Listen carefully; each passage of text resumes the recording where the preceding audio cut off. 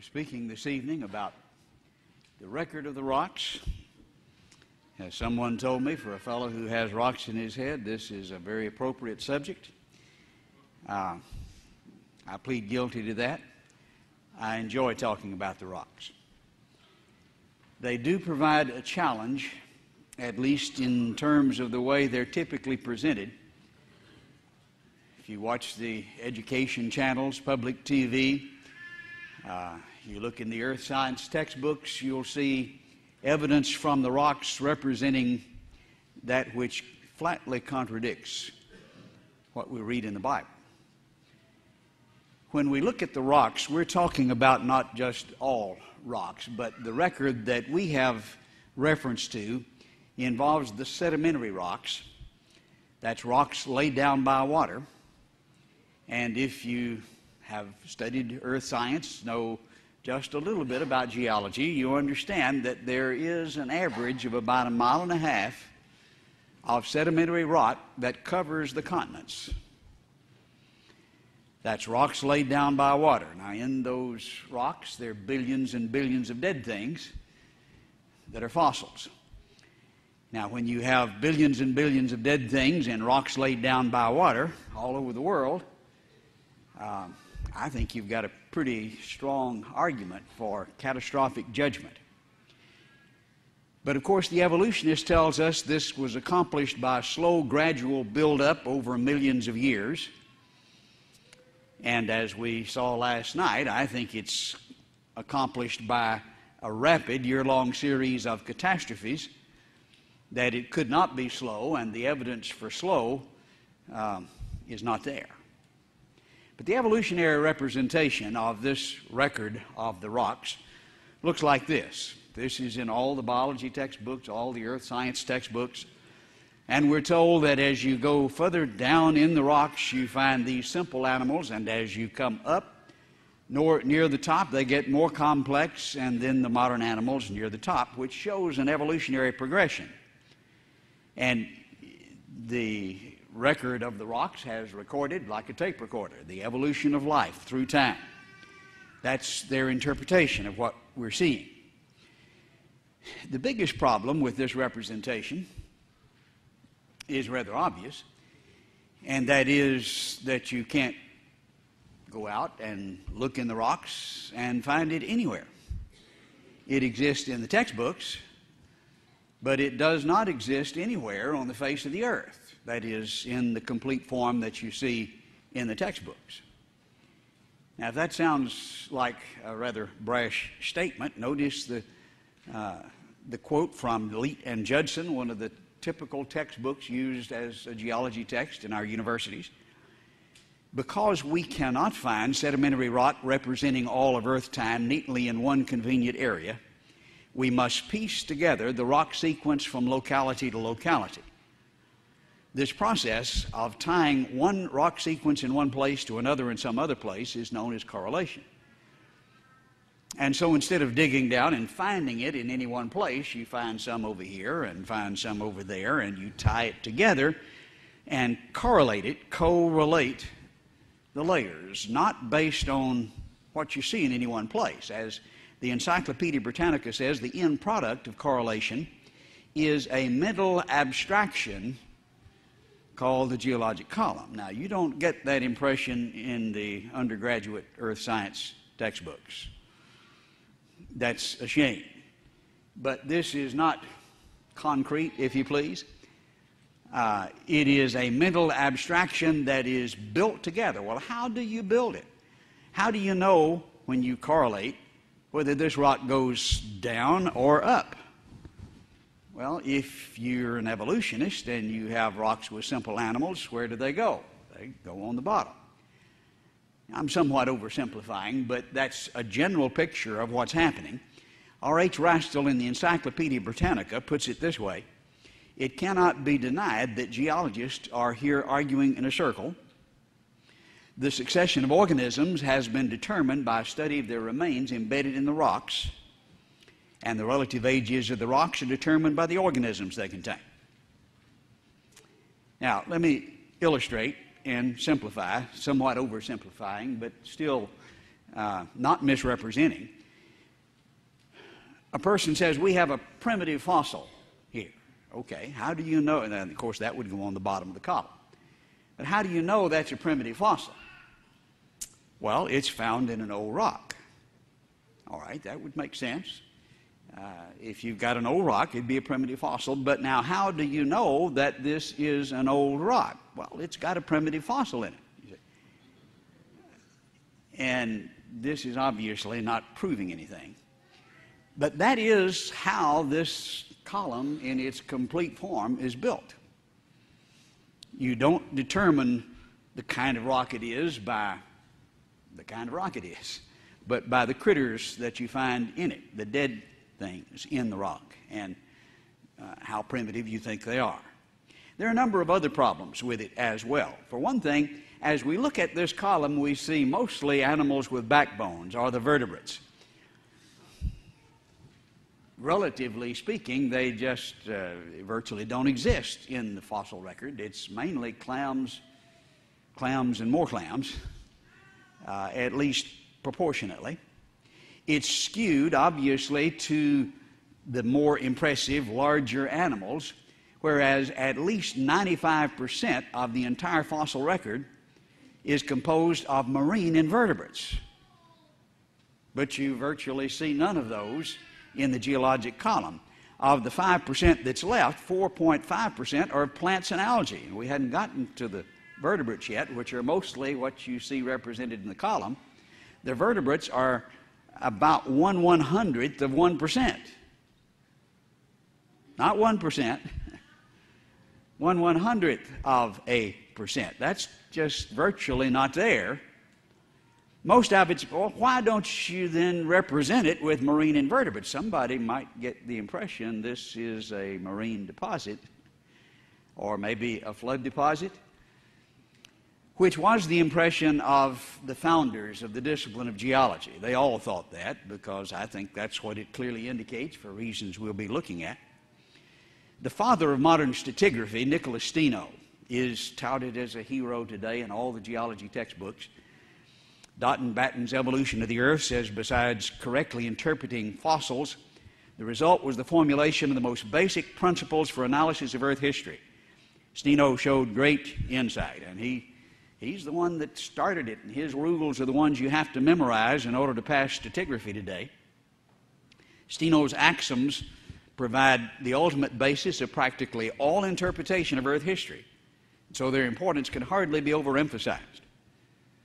I had one geology professor interrupt a presentation I was making down at Lamar University. We know all about Nicholas Steno.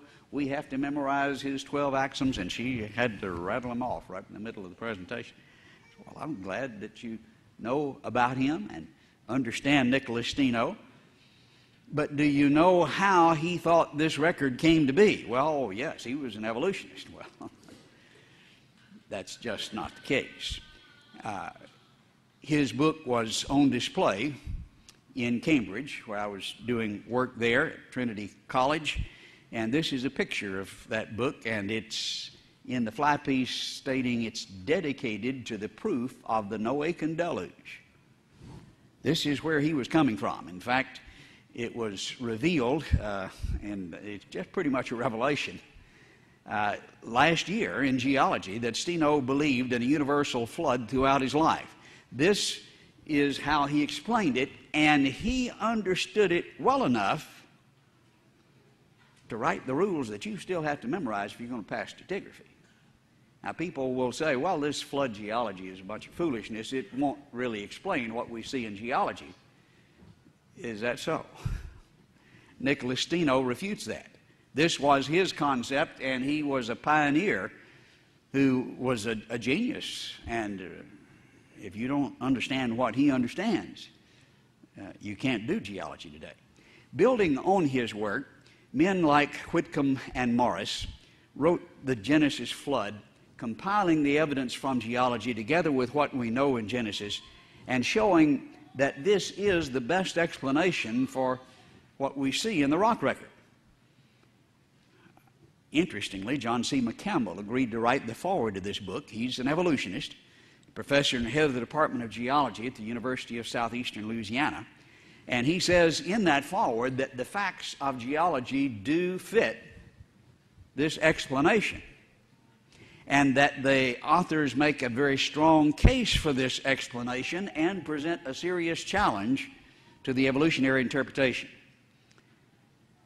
Now, he didn't say their view fits, our view doesn't, but he came pretty close, even though he's an evolutionist. It does fit. And so when people say, well, it's just no way that a flood can explain what we see in geology, well, they just don't know what they're talking about.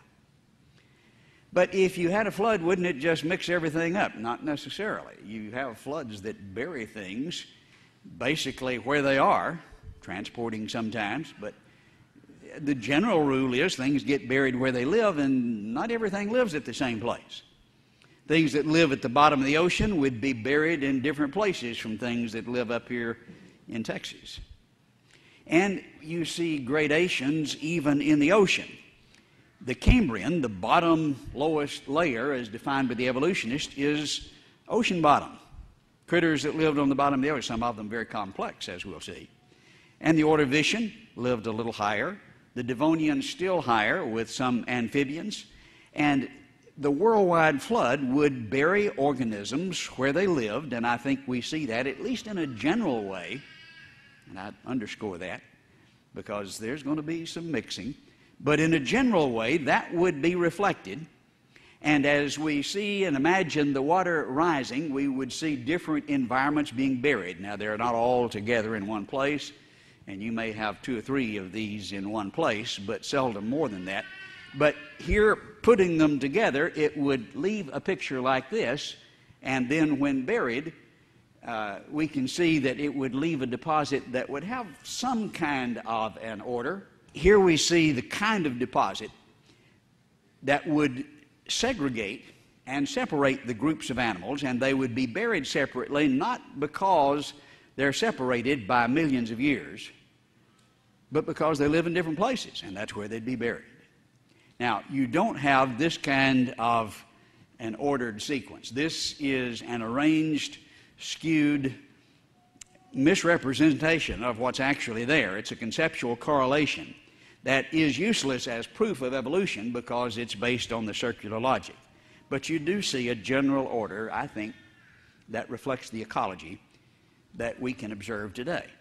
I do think this representation, however, is useful as a model, as a representation of what ought to be if evolution is true. Now, we don't assume the thing to be true, build an illustration of it and say, see, it's proved.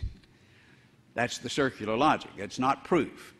But it's a good model. It's an illustration of what ought to be if evolution is true. We have an alternative model, and then we compare that with the real world, with the facts, and that's how we test. We don't just holler and see who can say it's proved loudest. We look at the evidence and we see which fits the facts best. How do you test this model against the facts? I think Stephen Stanley does a good job of describing how that test should proceed from Johns Hopkins University. He's a very famous geologist, and he says topsy-turvy fossils would test it. We'll look at a fuller description of that before we conclude tonight, but this idea of things that are supposed to be at the bottom on top or things supposed to be on the top on bottom, topsy-turvy fossils, would disprove evolution. Any topsy-turvy sequence of fossils would force us to rethink our theory. And so if you're finding things that are supposed to be on the bottom up at the top, then you've got a problem. Well, you should have. The problem for the evolutionist is we find that kind of thing all the time. That's really not that unusual. They're called living fossils. Niles Eldredge wrote a book about that. He's the curator of the American Museum of Natural History and professor at Columbia. He says there seems to have been almost no change in any part we can compare, that is, of these ancient fossils supposed to be down at the bottom that are found alive today. We've not completely solved the riddle of living fossils. That would be a topsy-turvy fossil, but there's so many and it's so common they really just don't pay a whole lot of attention to it. They really want the other kind of contradiction, as we'll see. But to give an illustration of what he's talking about with living fossils, maybe the most famous one is the coelacanth. Beautiful fossil here of a rather strange-looking fish, but one that we find rather commonly in the fossil record. Described here by Keith Thompson, who's president of the Academy of Natural Sciences, as a living fossil. He says in his book, a fish thought to be extinct for 70 million years, which is about the time the dinosaurs have been extinct. The fish was a coelacanth, an animal that thrived concurrently with the dinosaurs, but from the point where they're supposed to have gone extinct, all the way up the column, you find no coelacanths and virtually no dinosaurs. They look quite like the what? The modern forms. Yes, we have found them. Now, he says we have no fossil coelacanths younger than the late Cretaceous. That's where the dinosaurs are supposed to have gone extinct. And so we've got plenty of them up to that point. From that point forward, nothing. But so far, we've caught about 600 of them out in the ocean since 1937 when we found the first one. But they were extinct at the same time, well, because we don't have them in the column. If they stopped in the column and you don't have them above, I think that just means they didn't live at these places. They lived at these places. And the fact you don't find them up here doesn't mean that they're not still around somewhere. That's the topsy fossils, the thing supposed to be at the bottom that you find at the top. Alan Turner refers to that, and especially the implications regarding extinction, in September of this year. Paleontologists really don't know the answer to that. You think some of these quotations are maybe from 5 or 6 years ago, and you're like, well, surely they've learned something since then. Well, this is pretty much up to date, I think, September 6, 2007. We don't know the answer to that. Why some animals survive extinction, others don't, is one of the most difficult questions in paleontology, and why you see this thing that's obviously extinct according to the column, but swimming around, they don't know. It does falsify the idea that because you don't find it above a certain point, it's extinct. And you have literally hundreds of examples of that. But the thing that really is a test in the mind of the evolutionist is the other kind of contradiction. What's supposed to be up found down, or what we'll call the turvy fossils. Because if the mammals had not got there yet and you find them down here at the bottom, then obviously you got a real challenge. Richard Dawkins describes the implications. We've spoken about him several times this week. We should be very surprised, for example, to find humans appearing in the record before mammals are supposed to have evolved. If a single well-verified mammal skull were to turn up in 500 million-year-old rocks, our whole modern theory of evolution would be utterly destroyed.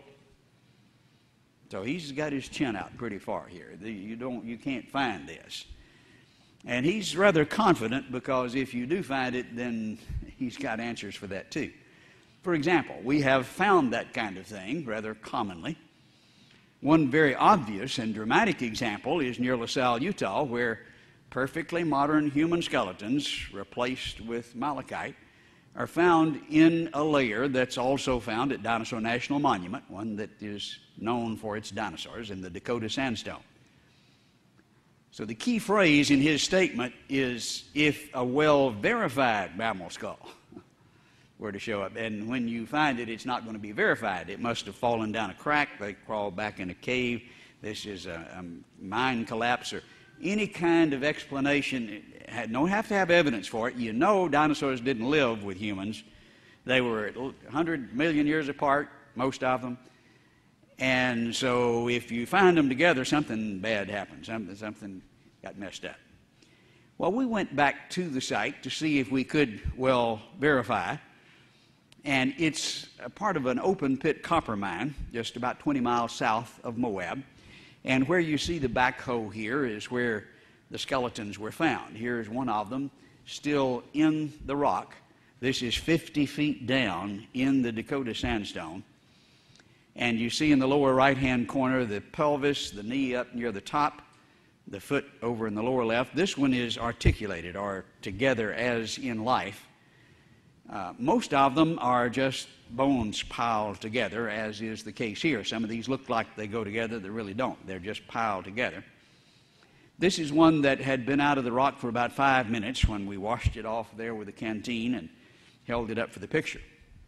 It's replaced with malachite, which obviously shows it's not a recent burial. It contains no collagen. That typically takes about 1,000 years to dissipate. And so this is an excellent turvy fossil. I think there's as much verification as you could ever find. We talked to the fellow who actually uncovered it with the bulldozer. Ironically, his father drove the bulldozer at this spot numbers of years ago. This is Dave Fuller, and he's pointing to the spot where this was found, says there were no broken layers, there were no caves, no mine. Looking at a side view, we see the mining operation of the 30s where his father drove the bulldozer, and they hit rocks so hard that they were tearing up the bulldozers. And so it stopped and went out of business and didn't start again until the 70s. And then they went on down to this level where the skeletons were found. Again, a diagram here shows the mining operation of the 30s and then the 70s. Here the road cut was done in 1930, and prior to the road cut, this was completely continuous. The skeletons were found here, again 50 feet down in the Dakota sandstone. There is zero evidence for the intrusional burial of these skeletons. In fact, just overwhelming evidence against it. If they're before 1930, this is the way it looked. And remember then what Dawkins says, if you can well verify it, his conclusion is evolution would be utterly destroyed. I think that's exactly what's happened. But anytime you find bones, they're going to be intrusionally buried. That's just the assumption. But he goes on in this discussion of what would test and falsify evolution, saying, ironically, it's also the reason why creationists are so keen on the fake human footprints which were carved during the Depression to fool tourists in the dinosaur beds of Texas. So he's heard about our work down at Glen Rose all the way from Oxford. He refuses to come look, but he's sure that they're fake, but understands that if they were real, this would falsify and utterly destroy. And of course, one of the main reasons that, for the interest is that you can't intrusionally bury footprints, can you? They are where they are. You can't erode them and redeposit, and they don't fall down cracks. And so this is really better evidence than the bones, which he understands. Several of you here have traveled with us down to Dinosaur Valley State Park and seen the footprints there. This is where the Paluxy River runs through the park, and there are just all kinds of dinosaur tracks all over the place down there. They were made famous back in the 40s by Roland T. Byrd, who published a number of articles, and we can see the big sauropod-like elephant tracks almost, and then the three-toed theropods. Here's one of those three-toed tracks, which is rather unusual. It's raised, which caused us to do some head scratching here. How is it? The tracks should be depressed, shouldn't they? Well, yes, but what happened here, the dinosaur stepped, sunk down, left the depressed track. Other material washed over, filled it in, and what filled it in became harder when it became rock, so that when it's later uncovered and erosion now affects it, the center, the infill, is resistant, more resistant to erosion than what's around it, and so it winds up being raised. This is the raised infill. That's significant for some points we'll make again in a moment. But in addition to tracks like this, We also have tracks that look like this.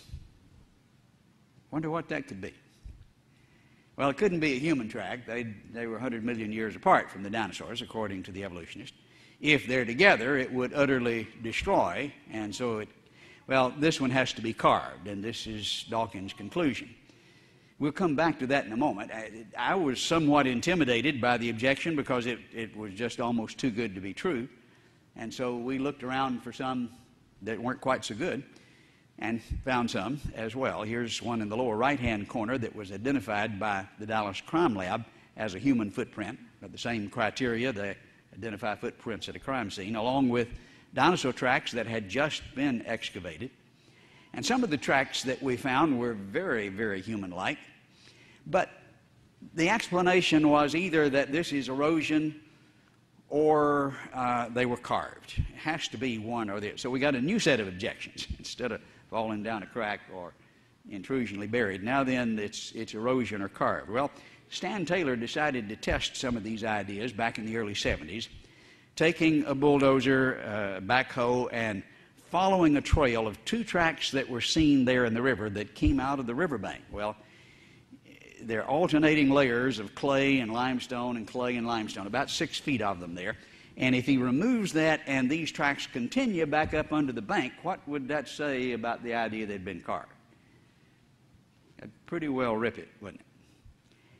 He did, and yes, found 9 more tracks, for a total of 11, in a right-left pattern, some of them very clear and obvious with the mud push-up around it that you can see here, again arguing against the erosion factor. That doesn't leave a ring around the shape. And so a lot of people got excited about this. It looked like very good evidence. And then Glenn Kuban came up with an explanation, and he got Humanist of the Year for this explanation. He says, are these kind of duck-looking tracks, and there are several of those in the area, erode to look like the one on the right, but the elongate tracks, like you see here at B, erode over a period of time to finally wind up looking like the one down at the lower right-hand corner. And that's kind of human-like, and so these are just eroded dinosaur tracks.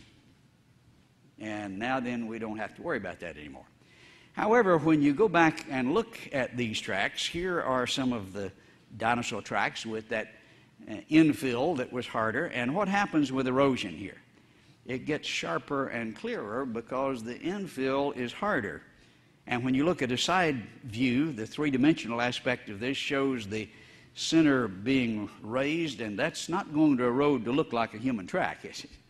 It looks more like a dinosaur track with more erosion. And some of the casts that were made by Stan Taylor were so detailed. Does this look like an eroded dinosaur track? They're just too much detail for that to be a credible thought. You put a human foot in it and it fits perfectly. The one that really persuaded me, and I was trying to play the devil's advocate, is there some way that this could be explained, was this track. And you have to, and this, we extended that 11 track series to 14. This was one in the extension. You have to look at this a minute to really see it. As we highlight this area, you can see the dinosaur portion of it. It's about 25 inches long, but look what is in the middle of it, with all 5 toes and instep and heel. But this one is perfect. Several were saying, well, maybe it's erosion. Others were saying maybe it's carved. And when you get both, you know it's right in the middle and is exactly as good as it can get. We made a presentation of this at a national science meeting up in Tennessee. Glenn Kuban was there, who won Humanist of the Year for explaining these away. He was on the plane the next morning and in the river that afternoon with a long iron pole. And we got several calls saying he's out there with an iron pole, and got out there, and by the time we got there, it looked like this. It had just been beaten to pieces. Of course, we had excellent cast and stereo photographs and hundreds of photographic documentations, but he was evidently pretty impressed with the footprint. As you go further up the trail, this is several tracks ahead, you see another. Now, there are 134 dinosaur tracks on this platform, and 14 human tracks going through the middle. And sometimes they're beside and across and just outside, sometimes within. Here again within, notice the three-toed dinosaur track up in the anterior forward portion of the track, but in the back portion, it looks like that depressed area is where somebody stepped on it. Again, from a side view of that same track, you see the three toes to the right, almost flush, and perhaps will be raised with further erosion, but the depressed portion fits the human foot just perfectly. When you put your foot in it, it's like a glove. Now, this one is a right. What should we have ahead of it? We should have a left. Here's the next one. And it's right, left for 14. Looking at a side view of this track, you can see that the dinosaur track is beside it. And, of course, the sandbags in the back, it's in the bottom of the river. It's a lot of work to get to do that. It's consistently 11.5 inches. And this is an overview of the entire 14-track trail. Now, when you get 14 in a right-left pattern, consistent in length, you're not looking at erosion. And, of course, it was excavated, most of it, from under the overburden, which eliminates the carving. Now, you can see some strange things in the rocks that look like, wow, that maybe it looks like an Indian head when you go to the cave, and look at the cave. You look up in the clouds and you see, wow, that looks like a bird, and maybe some of these tracks just happen to look like a human foot. This was a sign I saw up in Oklahoma not long ago. You look at that and you see, well, maybe that's a funny looking cloud, but when you see the rest of it, you you think somebody's messing with the clouds here, because you got more than one, and that's not going to happen. You look at the old man in the mountain. That's maybe erosion, right? But how do you know that this is not erosion? Well, if you see 4 old men in the mountain, you got a pretty good idea, don't you? Well, here you've got 14 in a right-left pattern that says, hey, this is not erosion, and it's not carved. This becomes the perfect Turvey fossil. We did the measurements and the analysis. All of them look at least like a general human footprint, consistent in length, more so than the dinosaur tracks, some of which are still being revealed. 7 of them have toes. Of course, we've shown you the most dramatic ones. That's very unusual with fossil footprints. Mary Leakey's tracks over in Africa, several spreads in National Geographic, none of them have toe. Well, you can see the great toe in some, but none individual toes. You can distinguish right from left in 12 of the 14. 2 of them are just kind of oblong, and when Glenn Kuban lectures on this subject, guess which 2 he shows you? We did a double-blind test at Kansas State University with the psych department, showing pictures. First, what are these? And 97% said they're human footprints. Then we got real rough on the college students. Tell us if they're rights or lefts. And 87% got exactly what we predicted. 12 out of 14, that's just about precisely what we expected. And none of them were consistently different, so that you can say it is consistently rights and lefts where they ought to be. Now, this is the way you do science. Dawkins sits behind his desk at Oxford and says, no way, it's impossible. And we get out and do the work. And I think you can see the difference. This, I think, is the perfect Turvey fossil. You can't fall down a crack, intrusionally bury them. They can't be carved. They were excavated from under the overburden. It's not erosion. You got 14 in a right-left pattern.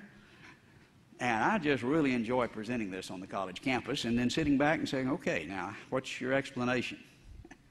I was at a university up in Tennessee several years ago speaking to a group of about 50 senior geology students, and they turned around after I finished to the head of the department. Okay, what do you have to say? And he said, of course, we don't know that there weren't dinosaurs back there with human feet.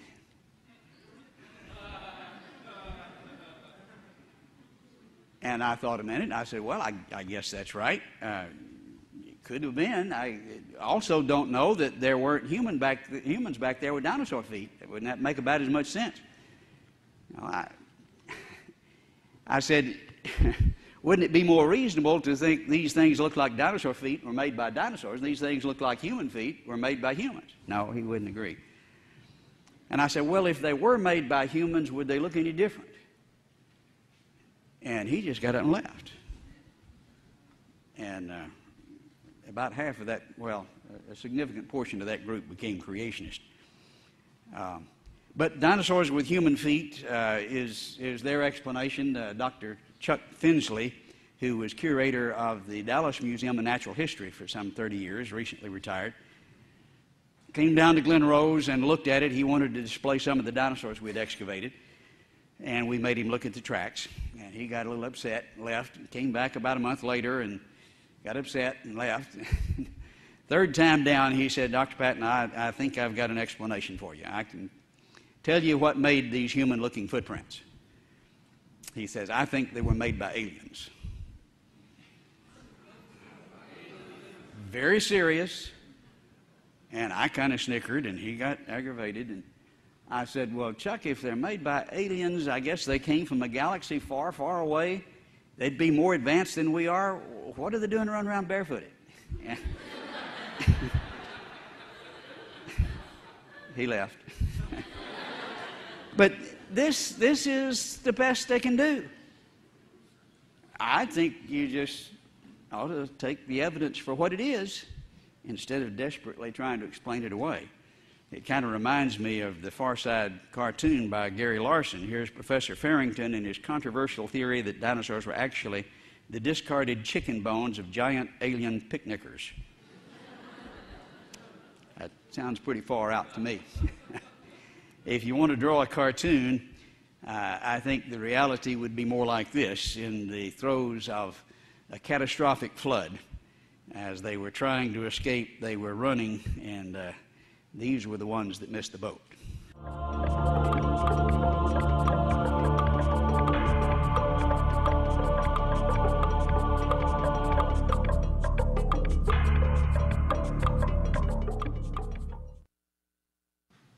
When we exposed this material, and I think solved the riddle of several of the questions that had been asked, found extra tracks, documented the right-left pattern, the length and consistency of the trail.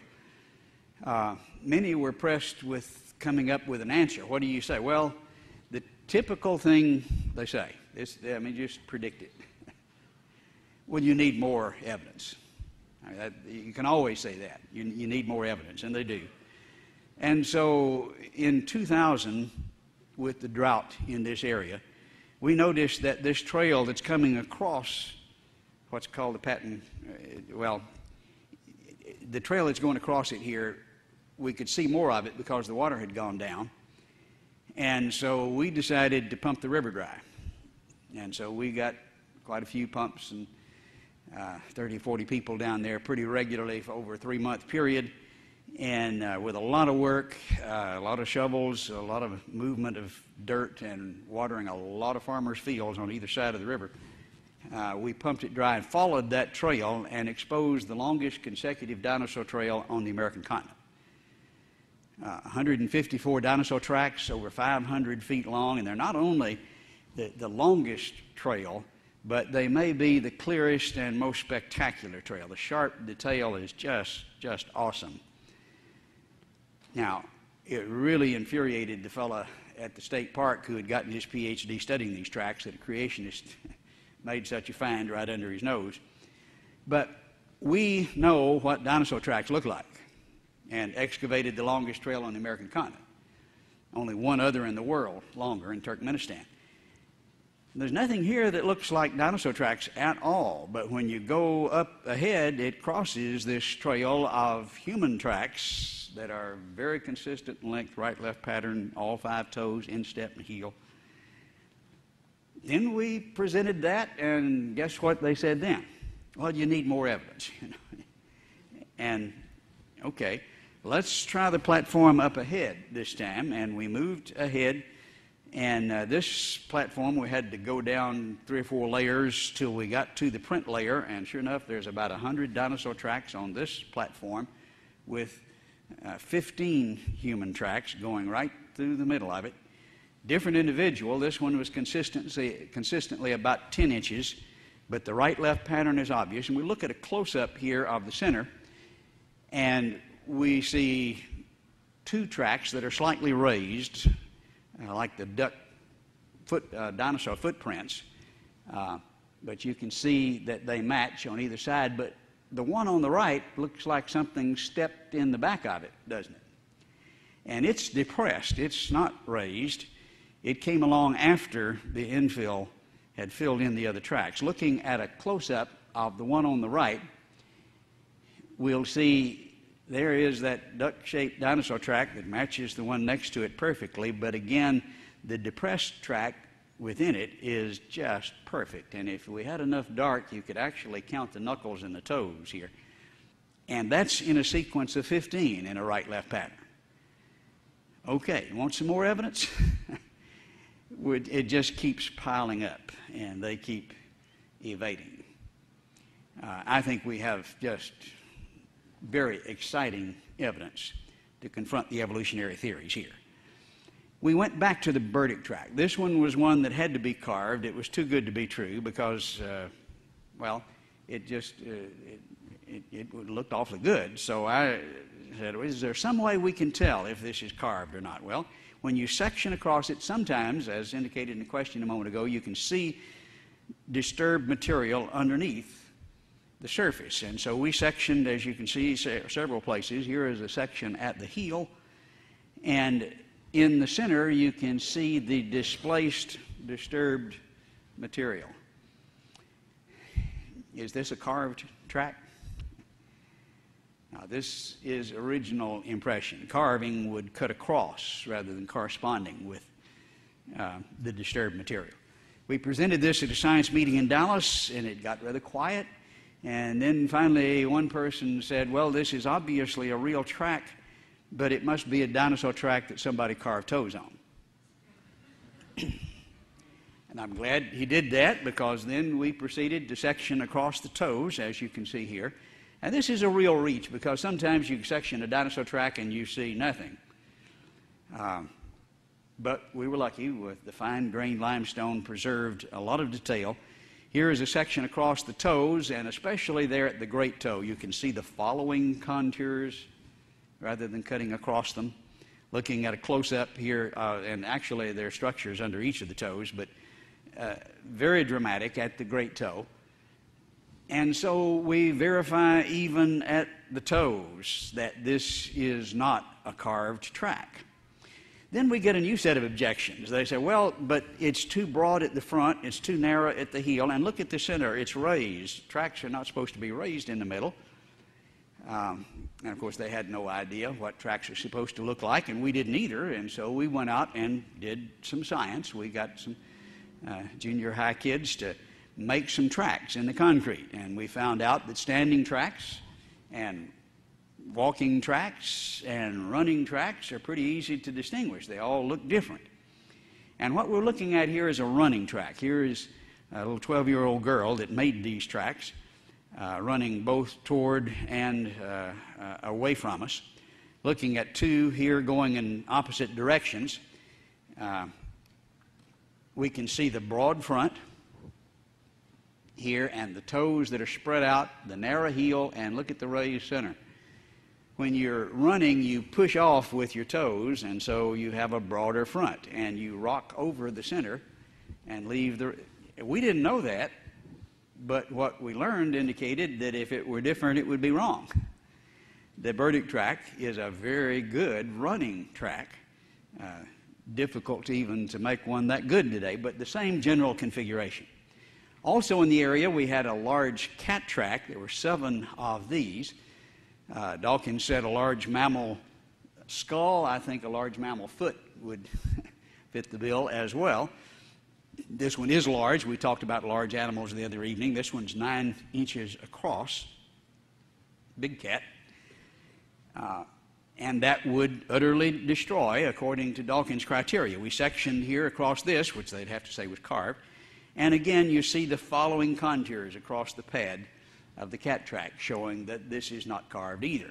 This is a turvy fossil. All of this, of course, around Glen Rose. Let's go down to Sonora, Texas. Here is a sequence of 3 tracks.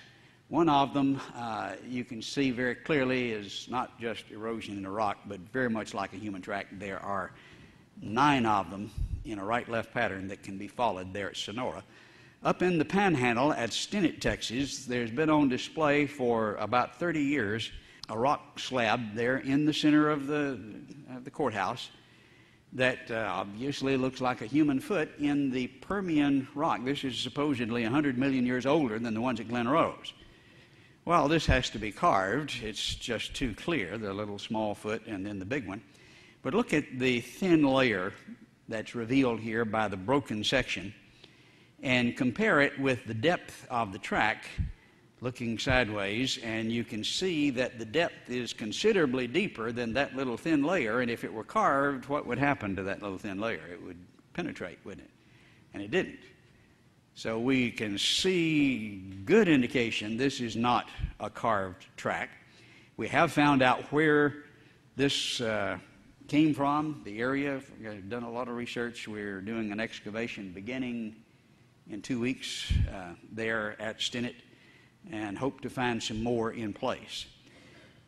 But we don't find them just at Glen Rose by any means. This one is in New Mexico, again in the Permian, even worse for the evolutionists than the situation at Glen Rose. The photograph is a little bit deceitful in that you wouldn't see that picture if you walked up on it. It's an extremely shallow track, and you have to have it wet and the sun angled just right in order to get the pretty picture like this. But when you do, you can see this very obviously is a clear track, but it's one that is like the kind of footprints you'd leave when you're walking with a wet foot on a tile floor. You're not sinking down that much. You get the hourglass shape with the little dots at the end, but we recognize that shape, don't we? And that's obviously a turvy fossil. In Turkmenistan that we mentioned earlier, there are a lot of dinosaur tracks. This is from Pravda, under the headline, Human Footprints Found on Dinosaurs Plateau. Turkmenian Plateau contains more than 3,000 footprints, but among the most mysterious fact is that among the footprints of dinosaurs, footprints of bare human feet are found. We've contacted a number of Russian scientists. They don't like to talk about it, not all of them. Some of them actually do and have gotten in trouble as a result of it. We had this fellow who had published Science in the USSR, agreed to carry us there. He was head of the geology department at the University of Turkmenistan. I got the visa, wasn't cheap, ready to go, and they fired him, and he had to leave the country. When we applied for the permits, they found out we were coming. They don't like that to be known. But in this journal, he says, if we speak about the human footprint, and notice he's still just a little bit equivocating here, it was made by a human-like animal. He's not really sticking his neck out there, but obviously so. Incredibly, the footprint is on the same plateau where there are dinosaur tracks. And he's led 3 expeditions there to investigate. He has offered to carry us sneaking across the border from Kazakhstan, where he is now. It's about 6 miles from Afghanistan, and we decided that we're going to wait a little while. This amazing fossil is from the Glen Rose area. This is my daughter's finger underneath. We recognize what that looks like, but there are lots of rocks that just happen to look like things accidentally. And so we wanted to see if there's any interior structure. Sometimes you find that in fossils, sometimes you don't. And so we sectioned here at a severe angle to get more information to see if there's any interior structure there. And sure enough, right at the intersection, right where it's supposed to be, we see the bone material in the center of this fossil finger. This is Dr. Dale Peterson of Oklahoma City. The last time I heard him lecture on this, it was an hour-and-a-half lecture, and you don't want to know all about that, but he did the CAT scans and traced ligaments from one end to the other, and he has absolutely no doubt, as a professional anatomist, that this is a human finger.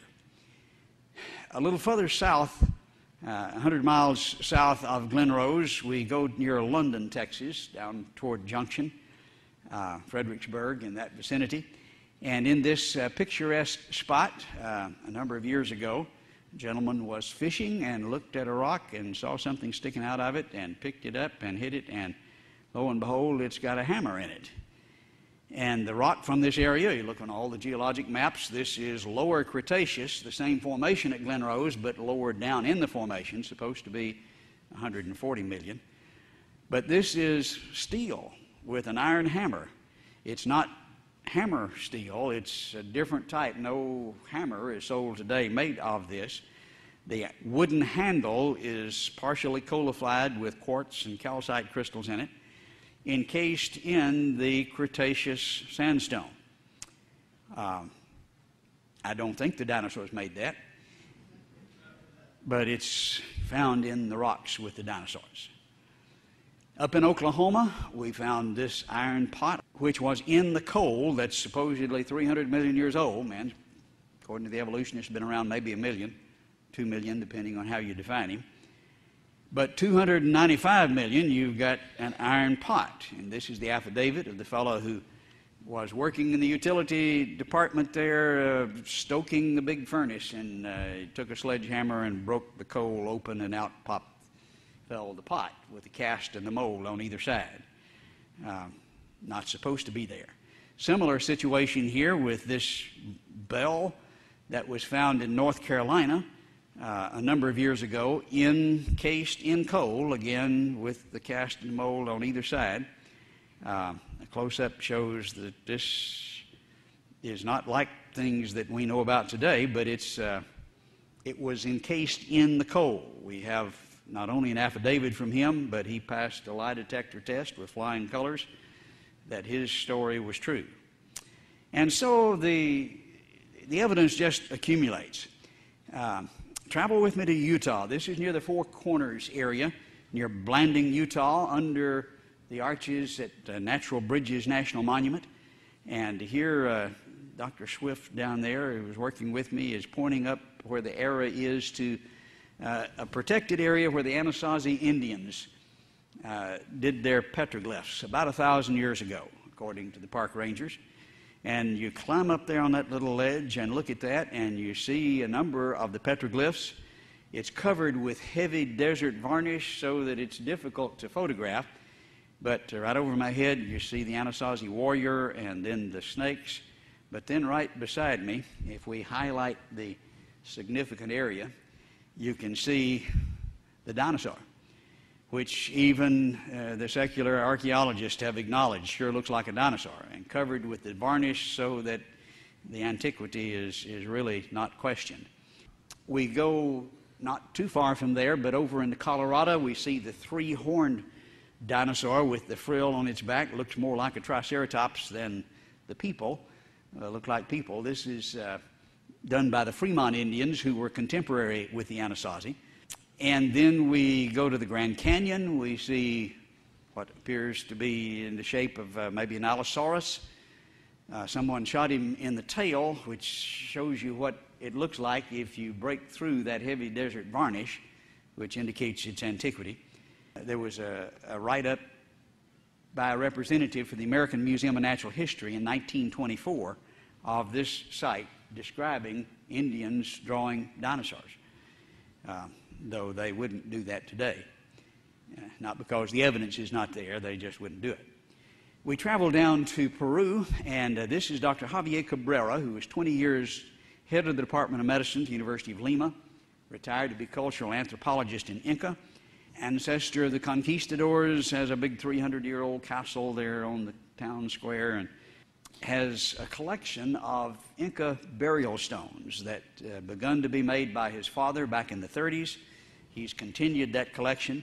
These are stones that are buried with in the tombs with the Incas, and they have scenes carved over them, most of them. He has a collection now of over 11,000 of these burial stones. About a third of them are the most disgusting pornography you've ever seen, but about a third of them have dinosaurs on them.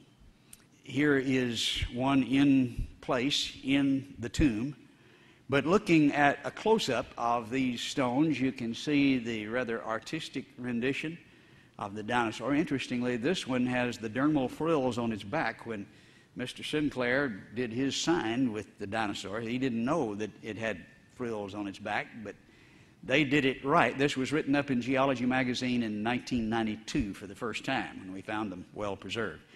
But there are thousands of these stones. This is one of the larger ones. Again, rather artistically rendered. Looking at a close-up, you can see the dinosaur in the upper right-hand corner with the man foot in his mouth. All shapes and sizes and types of stones and styles of rendering, certainly not done by the same individual. Some of them are almost oriental looking, and some of them rather literal looking. Here's one with a number of different species on it, but thousands of them. We have a number of others who have collected as well. We have a collection at the Aeronautical Museum in Lima. There were hundreds here. There are 40 that are left. They've been raided, I think sold maybe illegally. But you can still see the stones, some of the ones that are not as elaborate and beautiful as in the Cabrera collection, but obviously recognizable. Still in the National Aeronautical Museum, there's also a display in the Naval Museum and at least 2 other museums that I know of in Peru. Some of them are still being excavated. This was one that was excavated in 2006 that is in the artifact room. It has 2 dinosaurs on it. Slightly different type stone from Cabrera's, raised instead of incised, but still the same general picture. Also in the tombs you find burial cloths with the same kind of motif there. Obviously, the big claws and the teeth representing dinosaurs. You see it on their pottery. That's relatively easy to date. These are dated at about 2,500 years ago. These are the mochi pots, and the style is well known and documented and represented in the national museums. This one's in the National Museum in Lima. It says circa 2,500 years ago.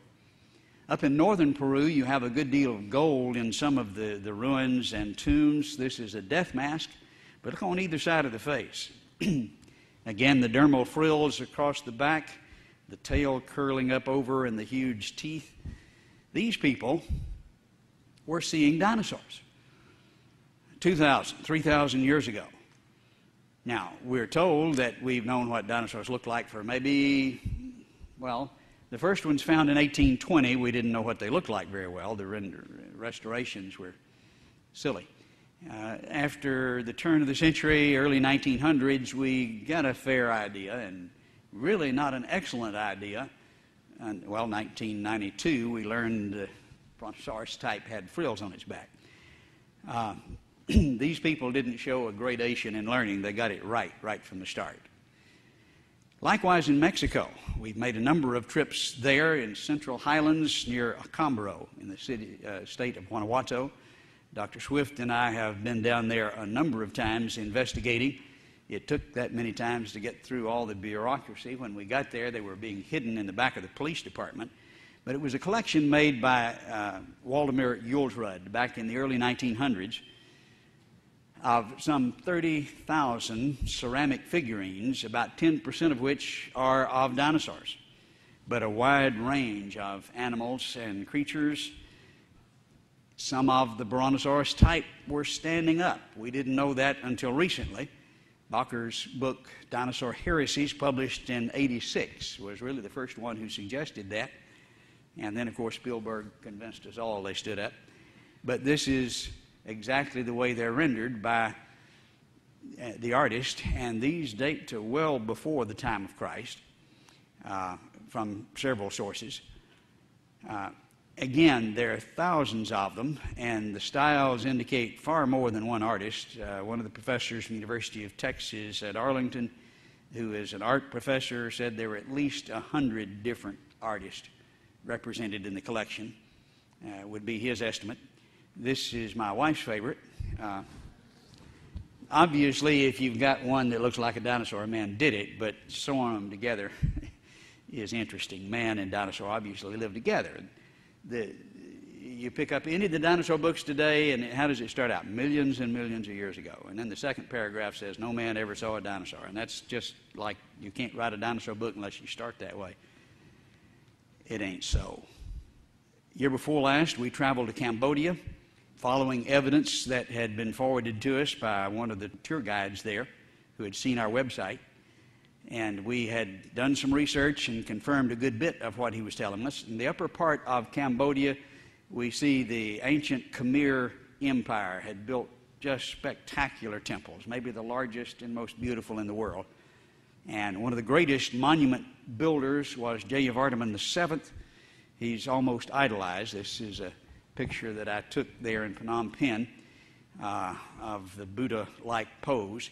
He began to rule in 1181 and built Tapram and dedicated it in 1186. This was dedicated to his mother. It was a Buddhist monastery.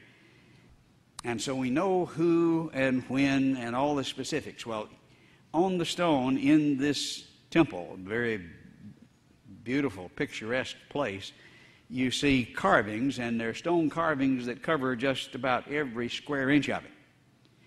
But just inside the front entrance, in the corner here that the arrow points to, you can see a series of animals from the jungle.